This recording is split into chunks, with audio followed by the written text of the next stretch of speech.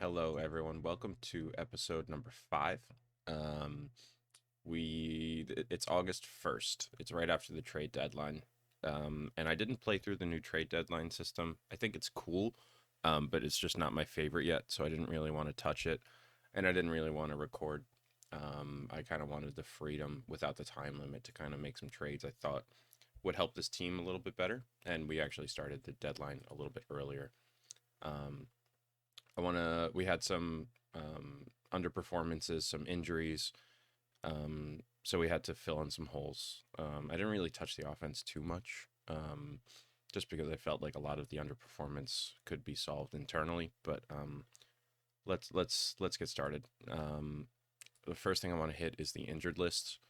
Um, Buto, we know, is out for the year. Quintana, we put him on a rehab assignment down in the minor leagues. We started him at A ball, moved him to double A, triple A, blah, blah, blah, blah, blah.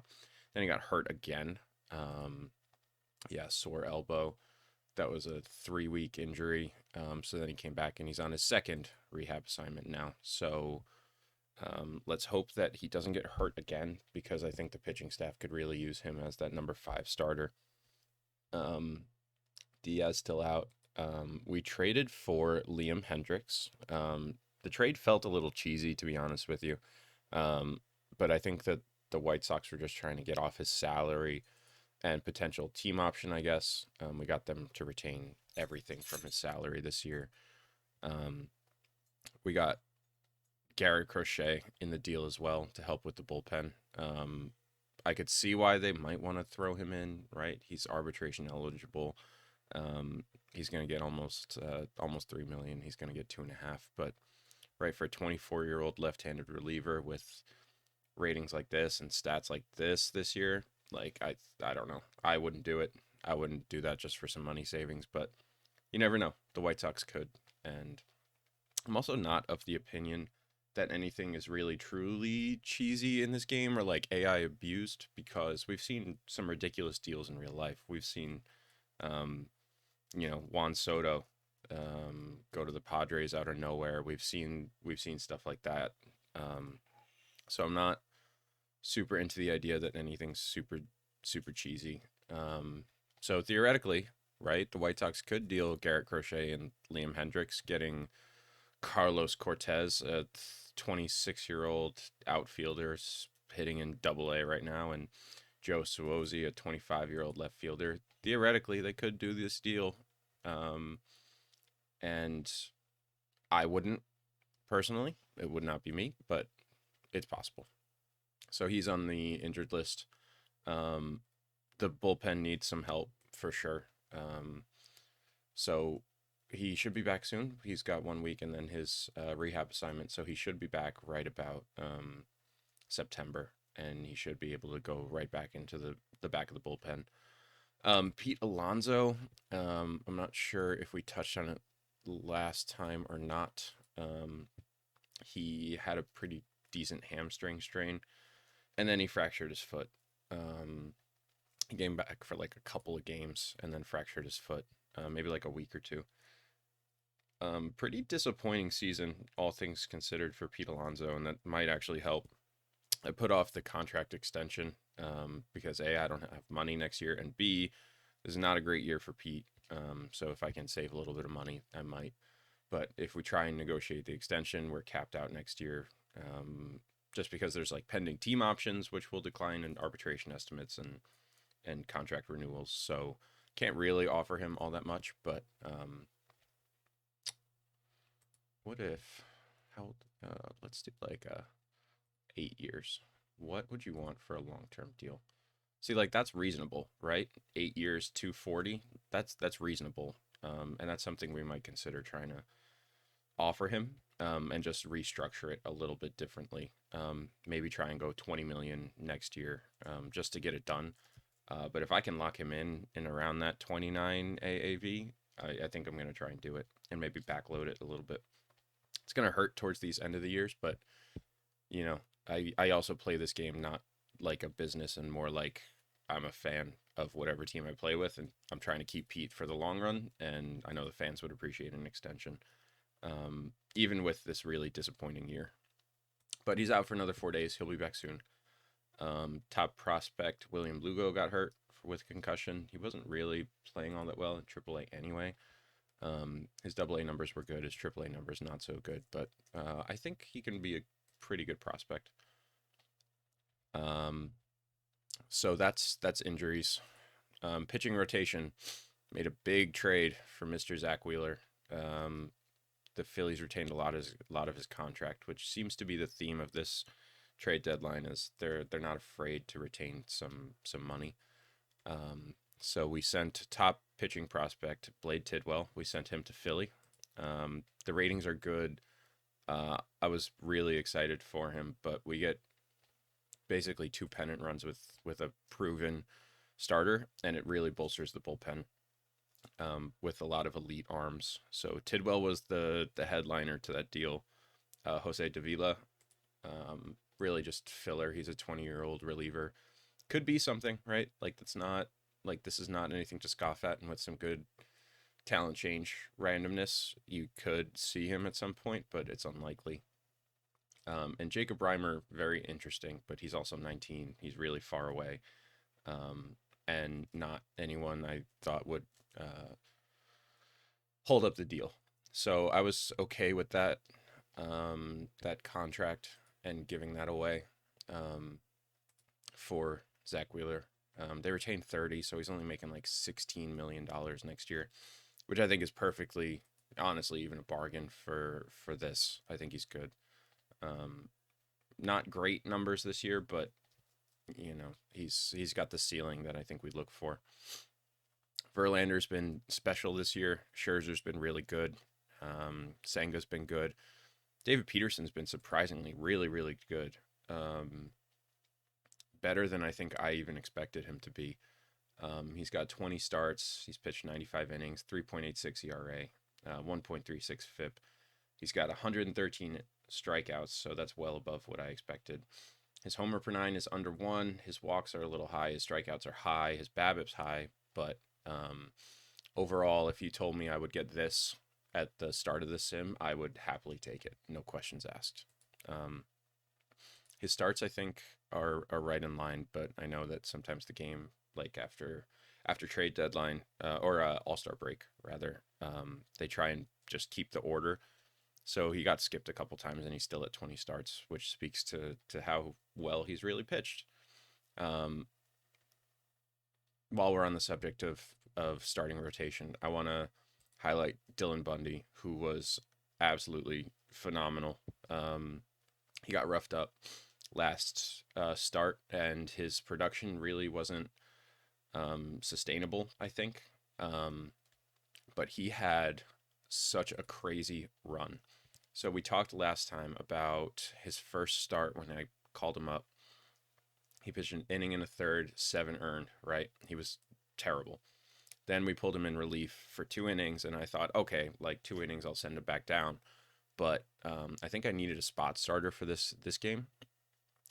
6 and a third, 1 earned, 7 innings, no earned, 5 and a third, 1 run, 0 earned, 1 earned in 7 innings, no earned in 7 innings. He was just so good for 1, 2, 3, 4, 5, 6, 7 starts in a row. He was incredible. And then he got touched up against Washington right before the deadline, and that kind of was a callback to reality a little bit, that maybe this isn't sustainable. But he was so good for that one stretch where we really needed starting pitching. So I just wanted to highlight that. That was really cool.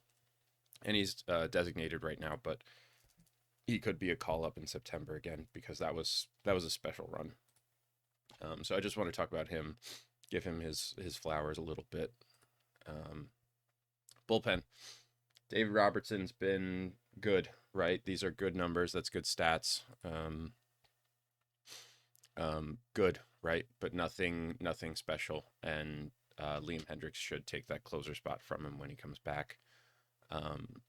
Tyler McGill, really, really good this year. Him and David Peterson, different roles, but very similar production so far, and really happy with how that decision making turned out. Garrett Crochet just traded for him. He has an inning and 2/3, 3 strikeouts for us so far, so it's small sample size. We also traded for Adrian Morejon. I forget what this deal was, but oh right. So this was like a second part of a deal I made. We ended up getting Jordan Montgomery from the Cardinals. Um, in a trade, we dealt away. This was a weird one, but we will work backwards. We got Morejon and Igor Rosario from San Diego for Jordan Montgomery, and for Jordan Montgomery, we gave up. Um, right, Jose Davila got flipped, so he came from the Cardinals in that trade, and then we gave him up to Philly in the Zach Wheeler deal. We got Mason Wynn, who looks like a special prospect. That was surprising that they would throw him in there. For Luis Guillorme. Losing him was not something I really wanted to do, but he wasn't putting up numbers. He was going to get paid a lot more in the offseason, and we got, they're two completely different players, but we got Andrelton Simmons sitting on the bench at only $1 million. So I thought, let's save some future money. And Mason Wynn looks like a special prospect. If he wasn't in this deal, I would not have done it. But he is, so I did it. And I hope he can flourish to be that future infielder, play once a week at every position. And if he even gets close to that 70 potential, it'll be a steal. It'll be worth it. So he got flipped immediately. Morejon is coming up for arbitration as well, still cheaper than Luis Guillorme and much cheaper than Jordan Montgomery. Got touched up his 2 outings we've had him throw so far, but really cool stuff, really cool pitches. Kind of excited to have him. He'll be a bullpen piece, maybe spot starter at some point, but it's kind of what we're using him for now. As the middle of the bullpen, Nogosek, Orze, totally fine, totally acceptable. If we can upgrade their spots, we will. Brooks Raley got lit up recently. Yeah, 2 outs, 3 earned runs. We'll use him in that specialist role. And then potentially middle relief. Ottavino's been good, right? Pretty good. But again, if we bump Roberts down, Ottavino gets bumped down, and then that helps with middle relief, where I can use him a little bit more often with Garrett Crochet, and then the bullpen looks a little bit more formidable. So that's pitching staff. The lineup has been really, really, really, really weird. Jeff McNeil was in and out. He got hurt. He was out for 4 to 5 weeks with a strained PCL. He just came back recently. Decent numbers, pretty good, but only if he misses 60 games, that's a problem, and that explains some of the offensive issues we've had. Brandon Nimmo, serviceable, right? Perfectly serviceable offensively. Really good defensive left fielder now. He's not bad in center, but I like him in left a little bit better. Starling Marte started to pick it up. He was hitting 300 for a little bit, which is arbitrary, right? But getting this kind of production from Starling Marte, I think I would sign up for. Francisco Alvarez crashed really, really hard. He was so bad for a good chunk of this. He got his OPS. I know that this is not super indicative of performance, but I think it's a good catch-all number when I'm trying to illustrate how bad he really was. But his OPS was dipped well under 700 during this stretch. His batting average was 224 at this point right here. I just saw it. 229, 224, 230. And then he just got hot again. He started to mash. He won a Player of the Week award in July. And for July, he won NL Rookie of the Month. So his bat has finally started to pick up after all season. So if he can go on a hot streak to end the year, that would be so good, because we really need the offense because it's been not good. Uh, Only trade deadline bat we picked up was Jesus Aguilar. He had a pretty good year for Oakland, and I figured he's pretty good insurance if Pete Alonso can't really play. Mark Vientos has not worked out. He's been so bad for us at the major league level, but really good at AAA, which makes absolutely no sense. Maybe he just needs this whole AAA year to kind of season. Because if you take his AAA and his major league numbers, it's probably about average, right? Um, but maybe he just needs to mash for a whole year at AAA. But he wasn't good for us this year, so we're probably going to keep him down until roster call ups, or even, maybe not even then. Um, so that right-handed first base bat is replaced by Jesus Aguilar, who has a little bit more of a proven track record. He could totally crash. He could be terrible, but he can't really be much worse than what we got from Mark Vientos. Omar Narvaez, he cooled off, but I think you still take all these stats from your catcher, a 106 WRC plus, 1.5 WAR. He's been good. Michael Ciani has been great. That call up really was a good idea. I think the bat will crash again at some point, but he's been good. Lindor's been average, slightly above average with the bat, which is a little disappointing. But he's been worth 3 WAR because he's just defensively so special. So I think we would take that too. Brett Beatty, his bat went opposite of Alvarez. He's been playing a lot of third base just because we've needed him to. I'd rather stick him at first just because this defensive ceiling is a little bit better. But Pete was also better when he was at first rather than DH anyway. So the bat was, I don't want to say opposite, but it's been worse than. Why is this different? None. Game type. Time frame. It's different. That's so weird. Anyway, he's been good, but he's cooled off lately. Strikeout percentage is a little high. A lot of these guys have higher strikeout percentages anyway, but it's higher than you'd like from Beatty. Not great power numbers either, but I think that'll come. Nick Gordon, bench bat, he's been adequate. Andrelton Simmons has been awful, but he's only making $1 million, so I think we live with that. Tomas Nido's been a perfectly serviceable backup catcher, really good defender, terrible offensively. And so Daniel Murphy was like a really cool surprise here. In real life, he signed a deal with the Long Island Ducks to play for them, and he was imported into the game. And I was looking for some first base help, and I was looking through the Atlantic League trying to see who I could purchase, and he popped up. So I purchased him from the uh, Atlantic League, the Ducks, which if you saw the news lately, that's the Major League Baseball's, how should I phrase this? Testing grounds for new rule changes. They're doing the double hook this season, but what I did do, I went into commissioner. I bumped his second base experience, third base experience, and his left field experience up a little bit just because he played all those positions. He's special to me. Watching that 2015 World Series run was special. And I figured, hey, maybe he can give me something offensively. And he hasn't so far, but I think he could. And it's kind of nice to have him back on a major league roster, even if it is, you know, hasn't worked out so far. But it's cool to have him here. It's cool to have him back on a team in the major leagues after not playing since 2020, that short season with Colorado, where he wasn't very good. But it's nice for me to have like one of my favorite players growing up come back. So for the rest of the year, we're just kind of we're gonna hope that we kind of hold serve a little bit.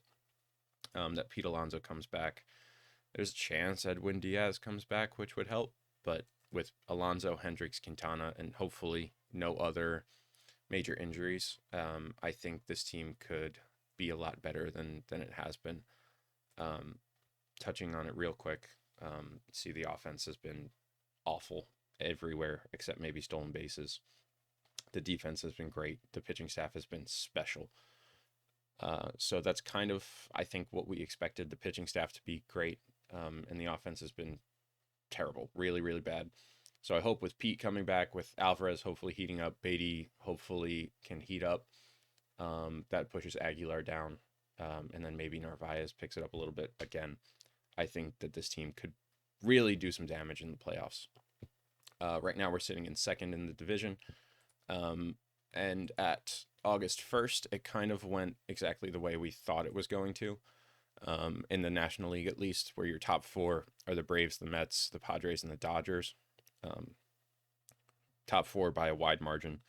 And then Cardinals sneaking in there, too. I think that's exactly what the playoff predictions stated that was going to happen. And even this division is awful. The division leaders should have a worse record, and the run differential is only plus 14.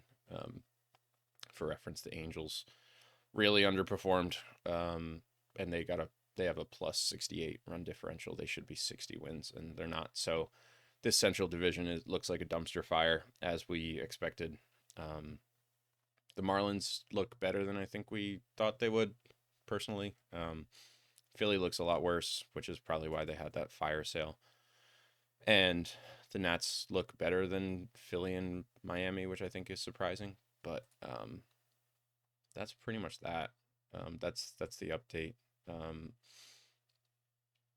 want to go look at maybe some major transactions. See what happened.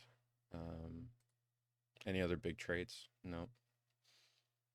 That was the Aguilar trade. Jesus Aguilar for Manny Rodriguez. That's a nobody, but it was also, if you're the A's at that point, you got to get something if you're not going to be competitive. It looks like nothing really crazy. Eric Hosmer's having a good year, where the Twins sent Simeon Woods Richardson, who looks like a decent prospect. He's been good, which is kind of funny. 108 OPS plus and in 100 games, so above average, which is not really expected, I guess, but good for him. In one of my other sims, I'm running an expansion sim on my laptop rather than my desktop, and Eric Hosmer just got like a big bag, like 8 years, 160, something crazy like that. So for some reason, this game likes him. They like his stats. They like his abilities a little bit more than maybe in real life. Yeah, none of these deals. That was the Wheeler deal. None of these deals were really crazy. Richard Blyer, I guess, he's a cool little reliever. Better than his ratings say. Like, his stuff isn't good, but his control, his movement are great. Some of these pitchers are pretty good. So that's a little bit interesting. Yeah, none of these deals were really super crazy. Quiet-ish deadline. Yeah, this was a money saving deal. Sent away Willie Calhoun and Jeff Brigham just to get some money. They retained all of his contract, and then I just cut him. That was the Cortez. This was me. Oh, Carlos Carrasco. I got off of his money. For some reason, Chicago wanted Carlos Carrasco. The fan interest was not great, but I got this dude and promptly cut him just because there was no real space. He was a better reliever as a starter, but I didn't have space on the 40-man, so I wasn't willing to kind of eat that. But Cookie, thank you for your serviceable 50 innings. And I'm not opposed to bringing him back for next year as some starting pitching depth either. So I think that's where we're going to cut it. That was the trade deadline recap. We'll probably touch on either a major event or before playoffs, or if the wild card race really heats up, or if we're out of it. So we'll be back in about a month or so, game time, at probably earliest, and 2 months at the latest. So thanks everybody for watching, and we'll see you in the next episode.